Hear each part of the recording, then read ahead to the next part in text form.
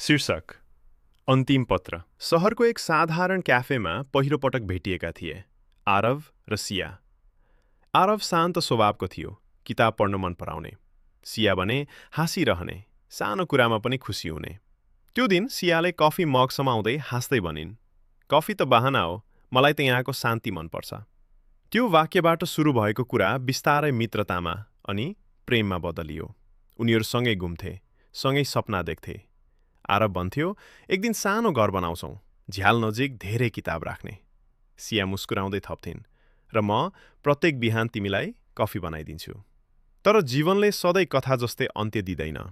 एक दिन सियालाई थकान र बिरामीपन बढ्दै गयो।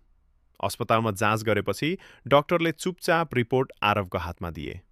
त्यो रिपोर्टमा लेखिएको थियो क्यान्सर। आरवले त्यो कुरा सियालाई कहिले थाहा नदिन खोज्यो। ऊ सधैँ जसो झैँ हाँस्दै भेट्न आउँथ्यो। सिया पनि बुझ्थिन् कि केही लुकेको छ, तर उनले कहिले सोधिनन्। सायद उनी पनि त्यो खुसीका पलहरू जोगाइराख्न चाहन्थिन्। महिनौँ बिते। सियाको स्वास्थ्य झन कमजोर हुँदै गयो। एक साँझ सियाले आरवलाई एउटा सानो पत्र थमाइन् र भनिन्, "यो म नहुँदा मात्र पढ्नु।" केही दिनपछि अस्पतालको कोठा असामान्य रूपमा शान्त भयो। आरव एक्लै बसेर त्यो पत्र खोले। त्यसमा लेखिएको थियो, "आरव, मलाई मेरो रोगको बारेमा धेरै अघि नै थाहा थियो, तर म चाहन्थे कि हाम्रो समय डरले होइन, प्रेमले भरिएको होस्।